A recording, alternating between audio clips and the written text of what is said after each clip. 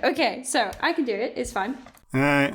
Hi everyone, welcome to Chats Over Coffee with my yoga teacher. I am Kayla, the yoga teacher, and I'm here with Peter. Peter, why don't you introduce yourself? Hello, I'm Peter, your faithful student who also is a stand-up comedian. Yeah, so hello. It's a new year. Well, if you're listening chronologically, of course. But yeah, so it's in real time, it's January. January 2024. 2024. Have you got any plans for the start of the year in terms of like stuff people can interact with? So I have classes start back up from the 8th of January. So definitely join after then, all your regular classes online. And then near the end of January, either the 23rd or the 30th, I haven't actually decided yet. I'm going to do a workshop called 9 Actions for an Empowered Life. So if you're interested in joining a workshop that's more wrapped around holistic health and is not a movement-based workshop, so it's not a yoga class, it's more, presentation, talking, knowledge, slides, then definitely come along to that because it's really fun. It's really good. We do lots of different things, meditation, EFT tapping. So if you're interested in that kind of thing, then come along to that because it's going to be a blast. Mm-hmm. What have you got going on this month? Oh, so it's KaylaMcCormack.com for everything, isn't it? Yes, you can find me on social media by searching Kayla McCormack Yoga, or you can go to my website, which is just my name, KaylaMcCormack.com. There'll be links in the show description if you're lazy.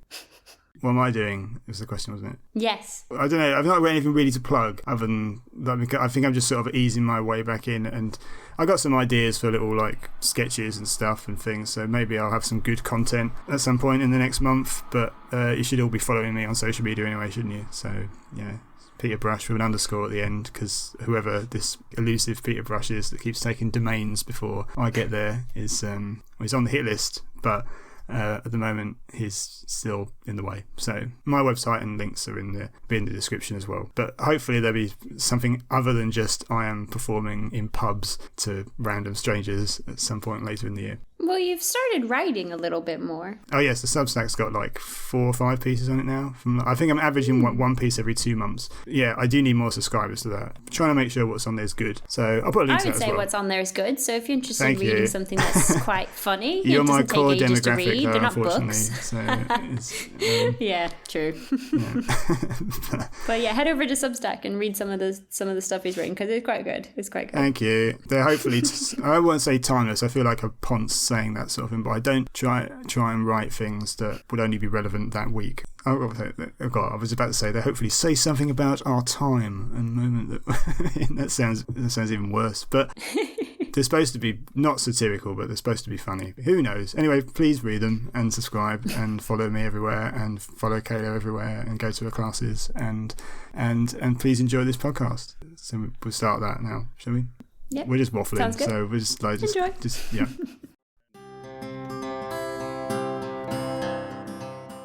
The election happens in like 6 states. Basically what? It's those 3, Nevada, Georgia and Arizona. So basically I don't need to vote. Okay. Yeah. No. What's it, South Carolina?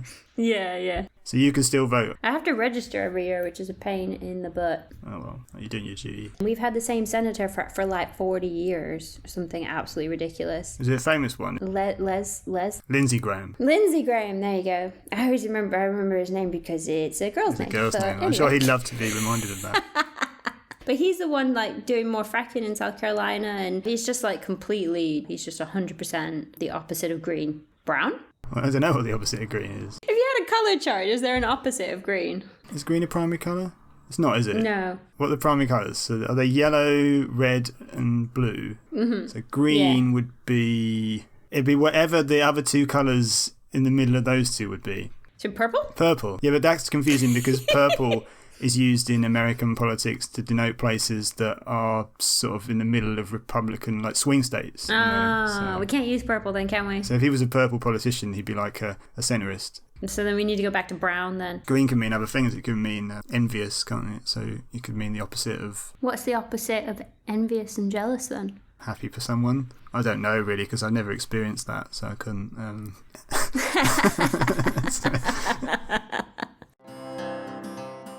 Do you want to talk about New Year's resolutions? Yeah. Have you got any New Year's resolutions? I don't know if I'll do it or not, but I think my New Year's resolution might be to not eat fake meat. Oh. Because I just think it's not food, is it? Well, it's funny that you say that, because that is something that I've been thinking about recently, because it's ultra processed. Yeah, exactly. All fake meat is ultra processed, unless it's something like jackfruit. I think that is considered a fake meat, but that is just the fruit, isn't it? Yeah, you can make it into like a pulled pork type thing, jackfruit. Yeah. And also, I sometimes have made these sausages out of cashew nuts and chestnuts and tofu. You made them yourself? Yeah. Oh, so they fall cool. apart, but they're quite nice. They fall apart. I just think it's one of those things that's like, people don't want to have Coca-Cola anymore because it's got so much sugar in it.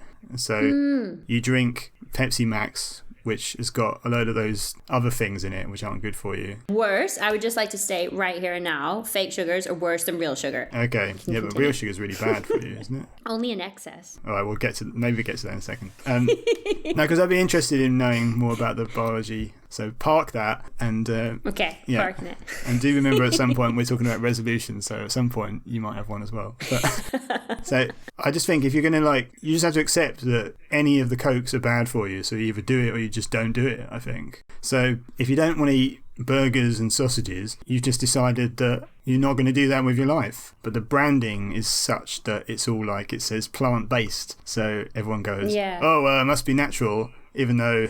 How many things are plant-based that would kill you? I mean, Yeah. And also, all those fake plastics that they come out with now, some of the good, some of the companies that are trying to be a bit better at that kind of thing. And they're like, oh, well, don't worry, this is compostable plastic. So you can put it in your compost, And then you're like, yeah, but I wouldn't eat it. But it's plant-based, but you wouldn't eat it. Yeah. Plant-based doesn't equal healthy. Plus, obviously, there's poisonous things. Ivy is pretty natural, isn't it? And most mushrooms. It's just such a clever thing to say, plant-based.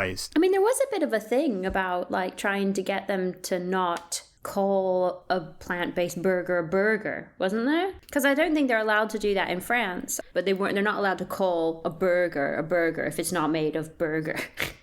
I remember it with milk, like oat milk, and I think you have to call it almond drink now, don't you?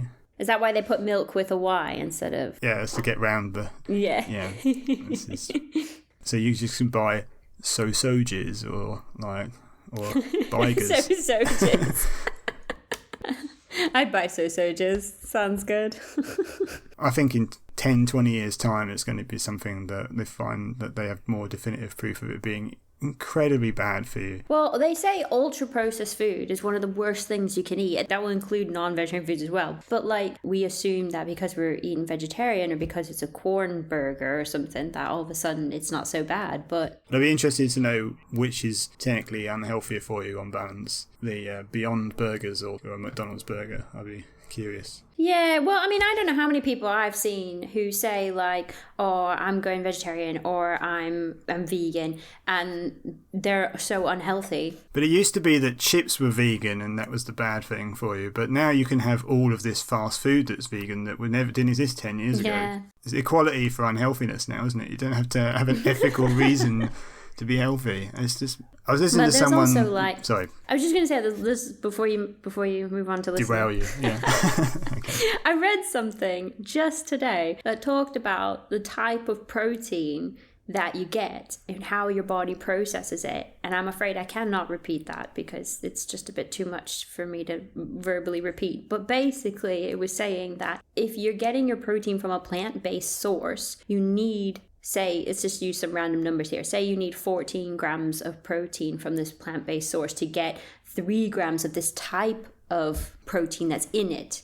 So protein in general is your strand, but then there are different types of protein that make up protein that you would label protein. So this one type that you need is very common in plant-based sources, so you need more. So you need 14 grams of plant-based protein to get those 3 grams. Whereas if you're having chicken, nearly all of it is that type of protein, and that's the type of protein you need to build muscle and to keep weight on and stuff like that. And I just thought it was really interesting because it kind of comes back to the point that it's like, how natural can we get? Is it just plants and meat? Maybe eggs. I just think like a balanced diet does need to have quite a bit of protein, and it is the buzzword at the moment in the health industry, but it does need to have quite a bit of protein in it, and I don't think your average plant diet gets that. So people supplement it with corn products and highly processed or ultra processed foods, and to be honest, is it really giving you what you need? It might say it's got 20 grams of protein on it, but is your body even breaking it down properly? I am told by other parties that the whole having to have a good amount of protein thing is kind of a myth because you can get enough of it from just vegetables. Now, I don't know whether you'll know more than me. I'm always very not suspicious. I'm a skeptical person generally anyway. Not in terms of like I think that the lizards run everything and all that. No, I'm skeptical of... Okay, not as skeptical as lizard people. No, got it. I'm skeptical of conspiracists, but I'm also skeptical of anyone that thinks they've figured out something due to one strand of research or something. Like, I don't really trust academics or scientists completely. I feel they're probably more legitimate than me sort of pulling out something out my arse. But I think that if someone's... I'm going to have to edit this down so it's less waffly, obviously. When I was stopping eating meat and stuff, and I would occasionally get things from like the Vegetarian Society, when they would say, oh, you only need this, and you only need... I've been reading things from people like Peter and stuff like that would say it's all the industrial meat producing complex and the big dairy farmers that are like putting information out that suggests that you need to drink milk, but in fact you don't, because it's not actually as healthy as you think. And the same for meat. I mean, it's propaganda either way, I suppose, because one side's saying that you need it and maybe you don't because it gives them money, and the other side have got a political agenda whereby they don't want you to do it because they've got a higher aim, which is that they don't want animals to suffer. So it does not matter whether that's true or not, because their aim is to get you to not consume it and to say that you can get the equivalent or even better by not even using the products, and in fact you don't need as much protein as you want. So I'm skeptical if someone says, and I know you're a smart and balanced person and all that stuff, but thank you. But if you sell me that stuff about protein now, I'm sort of think I'm taking that on board, but I'm also like, well, is that one person's study in one person's book? There's one person that said that, and then again, absolutely. You get mindful about these sorts of things because like half of these stats are used to promote whatever ethical agenda someone has, and then figures get like become memeified almost. So people will say, oh, well, in fact, did you know 14 grams of protein? I know you've just said that was an arbitrary amount. You didn't say that it was what it was. But it just becomes, oh, well, did you know that only 1% of so-and-so is, and then that from one study, it just becomes something that, people always repeat. And there's a lot of other political arguments where people will pick out a percentage from one study, and especially with nutrition, maybe not especially with nutrition, but I notice a lot of nutrition, because they've changed the nutritional advice so many times over however many years. I don't know what vested interests have made them sort of have these specific advice in the first place, how conspiratorial you're going to be about it. I'm going to be very conspiratorial. Maybe, but... So I have been told by other parties that we don't need as much protein as we think we do. I've also been told by the same party, I'm not dobbing this person, they could be a man or woman, I may or may not live with them, and I'm not giving anything away, but I was told by them that there was some study that studied weightlifters and how much protein they used, and it didn't make any difference to the muscle mass they put on. Okay, so in terms of like actually putting on muscle mass from weightlifting, there was a study they did with rats or was it mice? Tiny little rodent that you should feel sorry for. Anyway, I didn't know they could deadlift. Basically, well, basically, they engineer rats to have things. So most animals actually have they produce their own vitamin C. I believe. Yes, they produce their own vitamin C. Yeah, it's C. We can't. We do not produce our own vitamin C. We have to get that from our food, which is normally not a big deal, to be honest. Normally most veggies and fruit and things all have vitamin C in them in small amounts. But so they engineered these mice not to have vitamin C, and then one set they gave vitamin C and one set they didn't. They didn't change anything else about the diets between the sets of mice. And the mice who were given vitamin C, based on the mice who weren't, had more muscle mass, and it was more of a difference than when they did that study based on protein. So theoretically, you could say that vitamin C is more important for building muscle mass than protein. Right. In that kind of context. In the context of being a mouse. Basically. Yeah. But I mean, like, in the context of like how your body, what your body needs, you know, it needs a lot of vitamin C to build protein and to actually build muscle on you. So like if you're actually low on vitamin C, that is really bad. You need to get your vitamin C up. But it's likely if you do eat fruit and veg every day, you're probably fine for your vitamin C. The catch is that protein is actually a lot more difficult to get, especially if you don't eat meat or dairy, and that's because we in certain countries don't eat a lot of the things that would give us that protein. So there is definitely a requirement for your body to have protein. I mean, in fact, it's a bit of a buzzword at the moment in the health industry because women need more protein as they go through premenopause and perimenopause. So around the age between like 35 and 40, you need to think about upping your protein. If you're a woman, you need to be 100 grams of protein a day. That would be fine if you eat a lot of beans and peas, not so much chickpeas because chickpeas are actually quite starchy. If you eat certain types of veggies like broccoli, you know, brassicas, you know, cabbage, those kind of things, you probably will get your 100 grams of protein from your vegetables. But you'd have to eat, like, you have to be eating it. And to be honest, most of us aren't. I mean, and for one, I can't. I wouldn't be able to do that. I would explode. Right, so there's that. Do as I say, not as I do.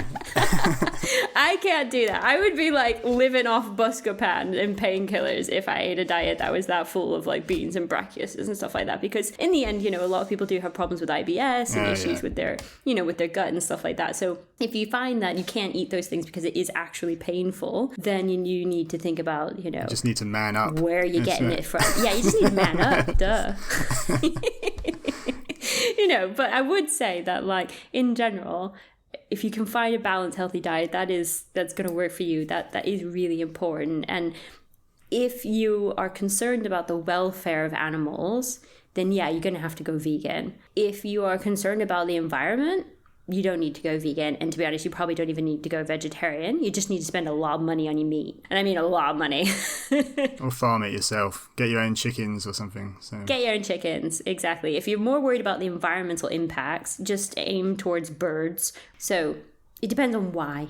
If you're really here for like animal welfare, you have to be vegan. There's no way around it. Every single milking cow turns into a burger. And all the little male chicks will get incinerated or in a blender or whatever, don't they? So fed to cobras or whatever. Whatever. I don't know. But I know some organic farms with chickens, they just leave the male ones in the group. Capons you can have. Maybe. I don't know. Capon is a castrated male chicken. Oh, is that what they do? I haven't looked into it much. I don't know why they're prized particularly. They're like the eunuchs of the... You know what I found out recently is that eunuchs were actually really tall. Why would they be tall? Because when they castrate them... I'm going to get this wrong, but I read a book. Mm-hmm. Not about specifically this, but about hormones. And... when you have a male puberty, something to do with the level of testosterone, it kind of tells you when to stop growing. Oh. So they don't get told to stop so much, I think. So I think they tend to be taller. I can't remember now. I'd have to look this up again. Does everything go when they do eunuchs? I don't know, actually. I think maybe it does. I that's what I originally thought when I was a teenager or something, but I never actually looked into it. When I was at Sunday school at church, because we were church going when I was a kid, they told us about eunuchs at Sunday school once. I can't believe they did this, but what happened was the leader of the Sunday school group says a eunuch is like a castrated male or whatever, and here's how they used to do it. And then he got this bag and he had 2 pickled onions in it and he put it on the table and he started smashing them with this hammer. So I was like, I don't know what the point of that was. Is that true? Is that true? Is that really how they did it? Did they not just do it like they do it with sheep or something and tie a string around him or something? You would just, I think it's like that, because otherwise you'd just be walking around with this with balls with this mushy sort of like a ball sack with this mushy sort of stuff. It'd be horrible, wouldn't it? No, that wouldn't work. No, it wouldn't work, would it? I don't think that would. No, I think you're right. It also has quite a high fatality rate. You lose a lot of blood. These days you wouldn't, obviously, because you'd be under general anaesthetic in a surgical environment. If there was but some reason to, in biblical times, if you were just like getting a hatchet and stuff, then it's you lose a lot of blood, and they wouldn't all make it. Oh my god. Why did they do that? Because there would be slaves for, like, the king's wife, so that the king's wife could never have sexual relations with the slaves. I think they could also sing. The castrati is what they're called in... That's some dedication to your craft. I would have been a candidate for that, I suppose, because when I was in the school and the church choir, I had quite a good singing voice. But as soon as my voice broke, it just went to shit. So did people used to pretend to sing bad things? Yeah, that's the word. Yeah, that's right.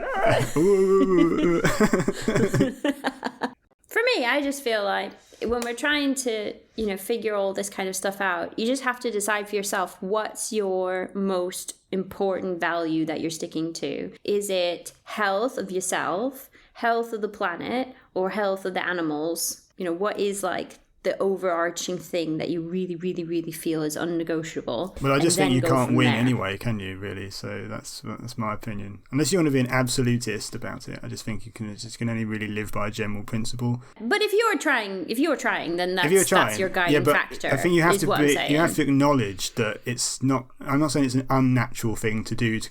I'm not saying like. But we're naturally omnivores, aren't we? So we are. Yeah, we should eat meat. So, yeah. So it's the whole naturalistic. What is natural is not necessarily moral. Yeah, exactly. That's why I kind of split it up into those three categories. You have to decide for yourself. You can't be in all three all at the same time. It's not possible. You have to decide for yourself which one is the most important. And I think it's okay to break the rules every so often if you just fancy it. Well, then there's that as well, yeah. Got a little bit. So maybe I will have the odd Beyond Burger then. I don't know. It's weird because I thought if I don't want to eat that, then I don't really want to eat meat again. But given the option between the two, like I was in a gig last month, and you got a free meal with it, and they only had fake meat burgers or meat burgers. So what did you choose? I had the fake one. There wasn't a fish option. Sometimes I have the fish option. Fish is worse. I know, yeah, but worse from your moral standpoint. Yep. See, this is why I said you got to choose yours and then stick to it, because it'll influence everything. Doesn't mean you're better than me. No, it doesn't.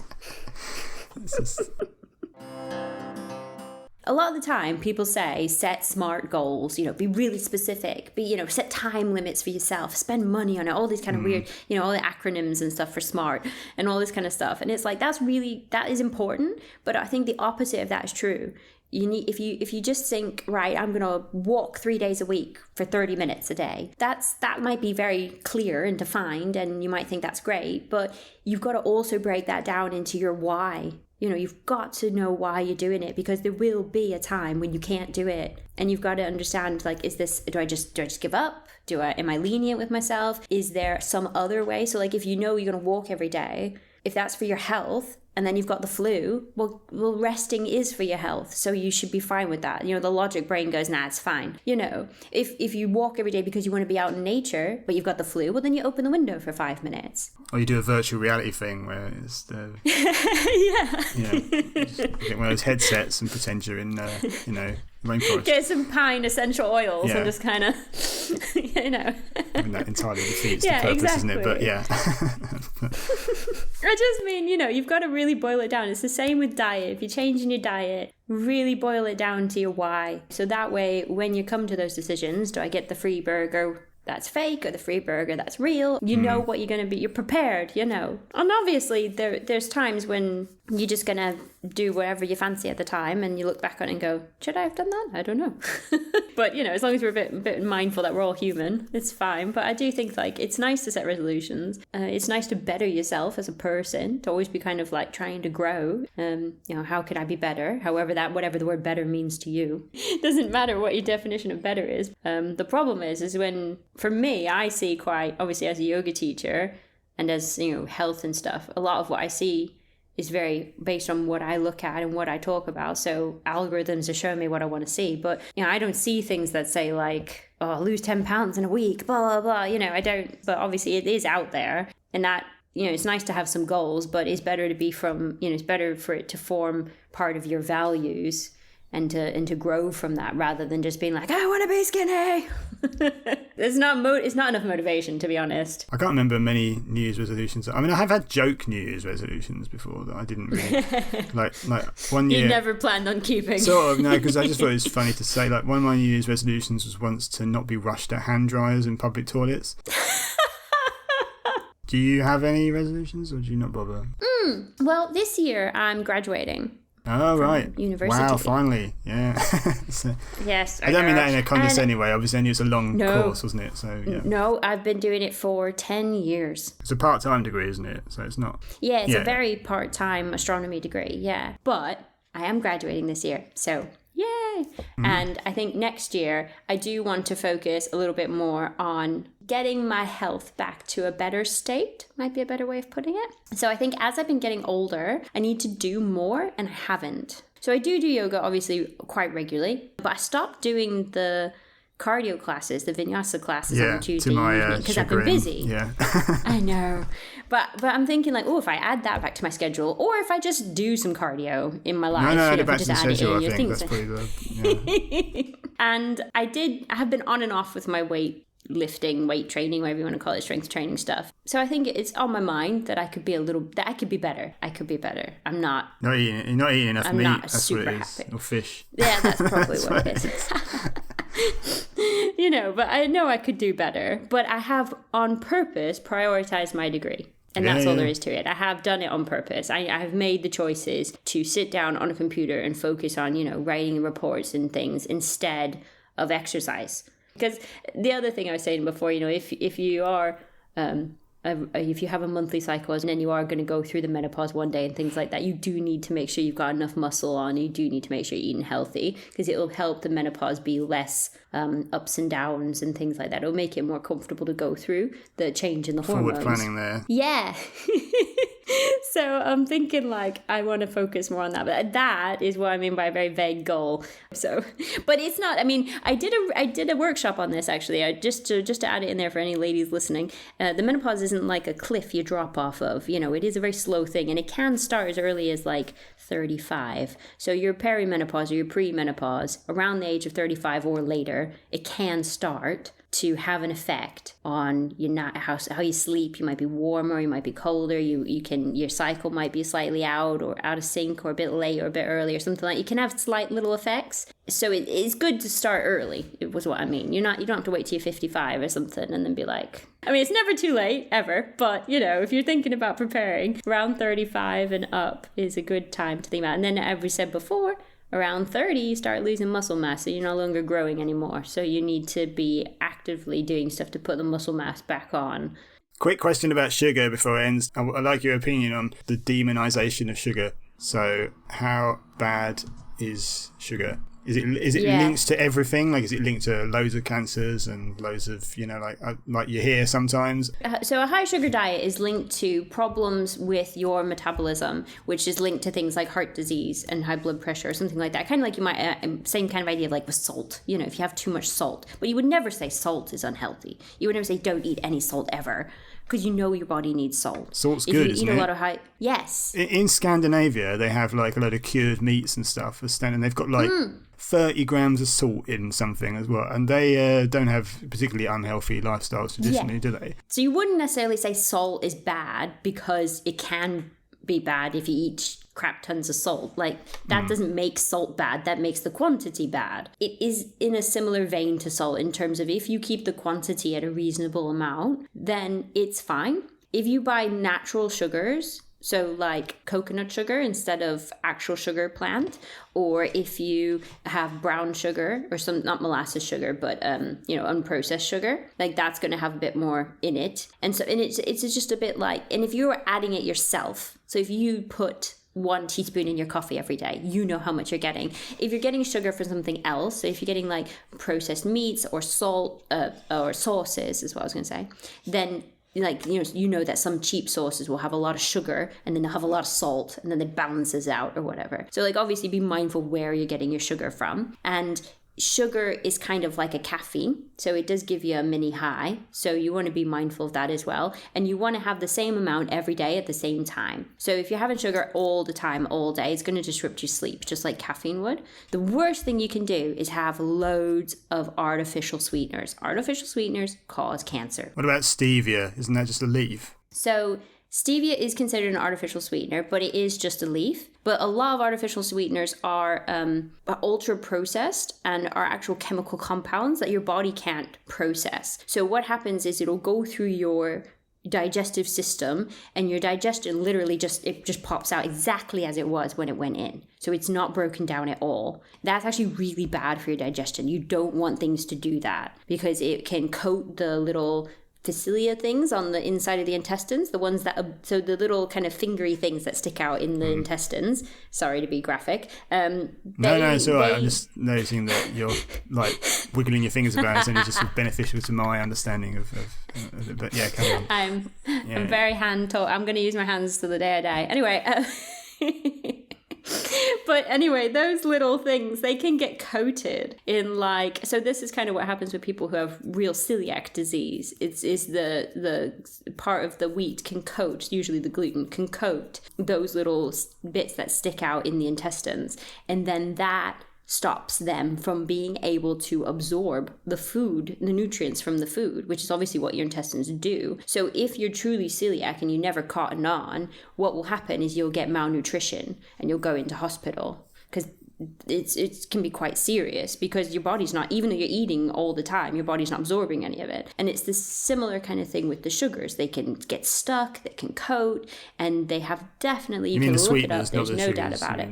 Oh yeah, sorry, the sweeteners, yeah. So if you want to do the best thing for your body, just have sugar if you're desperate for it, because that's going to do less harm than having artificial sweeteners. But what about your glucose levels in your bloodstreams and the way the pancreas will react to it? I mean, that's like, although I heard that if you have a substitute to sugar, your pancreas will still give off the same reactions as if they were actually getting sugar. Is that true? I heard that even caffeine. I haven't heard that. I mean, I heard that because Sarah Pascoe said it on the news quiz 10 years ago, but that could be incorrect now because, again, it's just one bit of information someone's heard once, or there was one study and blah, blah, blah, blah, blah. So, again, it's one of those things where, like, you hear it, but, I mean, it might be true. Maybe only some bodies do that. I don't know. Yeah, well, that's the other thing as well, is different bodies will process things differently. But if I drank a bottle of Coke, wouldn't be good for me, though, would it?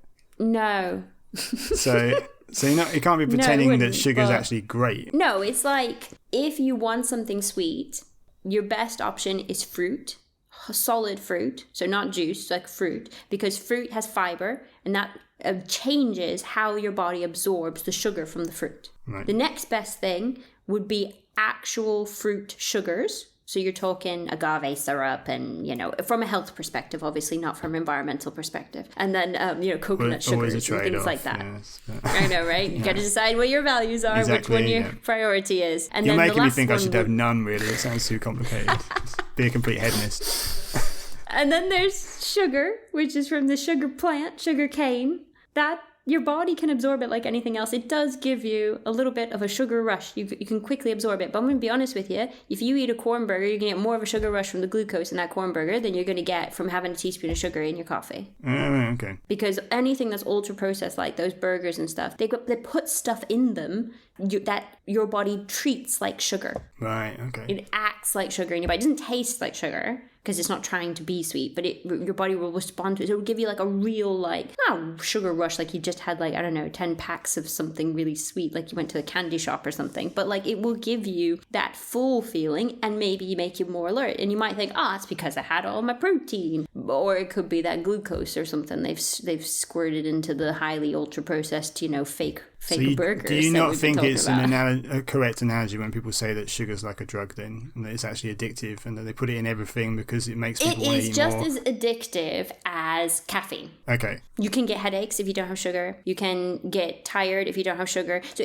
but the best thing you can do is just be regular with it. Don't. I mean, obviously, if you have it once a month, that's fine, whatever. But if you want to have sugar every day, don't be bonkers with your sugar. Just have one sweet thing once a day at the same time, just like you would with a coffee. So if I had a bun every day, as long as I have it at the same time every day, I'm okay. Yeah? Yeah, there okay. you go. A big glazed donut at 11 a.m. is fine. Well, I'm not sure about it. Well, then you're talking about boiling wheat and stuff and coating it in sugar. But yeah, I mean, you eat donuts. I've seen you buy donuts. I love donuts. Yeah, I do like donuts. I bought 6 for my birthday or something. I didn't eat all 6, by the way. Okay. But yeah, I mean, I just think that sugar gets a bad rep for being really bad for you. And yes, it is bad for you. But the worst thing is the ultra processing. So it's not sugar that's the devil. It's all we do with it, or how much you're having, or when you're having it. And if you struggle with a sweet tooth and you don't hate the flavor of vinegar, if you have vinegar on a regular basis, that also helps your sweet tooth lessen. I don't know why. This is an old wives' tale. Don't ask me for the science behind it. But it's always been said that if you have vinegar, it will decrease your sweet tooth if you're just constantly craving sweet things. Right. Good vinegar as well, by the way, just, with the mother, with the cloudy stuff in it and stuff. Just had a bottle of that on the side. According to your old wives' tales and stuff. I don't know the science behind that one. No, it's all right. You don't have to back up absolutely everything. So, but the other thing I haven't got your sources for any of this either. So, I mean, you need to be giving me a bibliography at the end of these. Yeah. Really? Who funds you? I swear, nobody funds me. Was there another question in there? I feel like I went off on a tangent. I don't think so. Okay. Please don't think I'm trying to trip you up every time you say something. I hope you're not thinking that. No, it's good. It's good. I like the challenge. We grow from challenges, This right? is how conversations work. I assume that we trust each other. Is this why you have no extent. friends? No, I'm joking. No, I've got at least 3, thank you. And no, this is how conversations work, if you ask me. If you trust the other person, you don't need to I'm just exploring things. Yeah, you should push back. Because especially if you've heard something, because I might not have heard it, it might be something I haven't heard yet or something like that. So I don't know. I think that everything in moderation is the key. If you only eat lettuce, that's not a good idea. If you only eat fruit, that's not a good idea. Do you know Idi Amin did that? Who's that? The former dictator of Uganda. Oh. When he got ousted from power and he went to live in exile in Saudi Arabia, I think he just ate fruit for the last 20 years of his life. I'm not saying you can't survive. I'm not saying you'll die. I'm just saying that is not necessarily a natural thing for your body to do. There are some people that do it, though. I've heard that it's not. Yeah, not just crazy easy Idi Amin doing it, but yeah, I've heard it. People have fad diets, don't they, and stuff. Yeah. I've heard people that just juice for their whole lives or something. Just people that say you should just eat meat or stuff. Just drink all of your food. Well, baby, isn't it? I'll say thanks for listening, shouldn't I? Okay, sure. Hey, thanks for listening, and congratulations for making it. I think it was probably right, wasn't it? I thought it was a good chat. It's a bit of positive sort of reinforcement there. You did enjoy the show. So I'd say if you enjoy the show, don't forget you can tell other people about it, and it's on YouTube as well as all the podcast apps. Don't forget to follow us and interact with us and send us questions if you want, or if you want to pull us up on our poor scientific knowledge, then it's, what's your email address? What? Are we giving email addresses out on here? You can contact me through my website. Kayla deals with complaints. Oh, right. Okay, thanks. Genuinely though, if you have anything you want us to talk about, I'm all ears. I love to hear what things you've got going on, what puts you off from going to a yoga class, or what puts you off from going to comedy. Yeah, well, I can tell you that it'd be all the problematic comedians. I don't think that's really what's going on a lot of the time. But anyway, I'm just being facetious and figured the first funny thing I could say that doesn't necessarily equate to saying something funny doesn't mean it's true. It's just a funny thing to say. There you go. I wouldn't go and watch comedy if I didn't have to, but I think the general public should do. I wouldn't do as much yoga if I was teaching it. Indeed, yeah. So, but you should all do what we say and think. Stuff that will help our careers. That'd be great. Thanks. So, thank you. So we should be back next month. So please subscribe and tell everybody, and we'll see you then.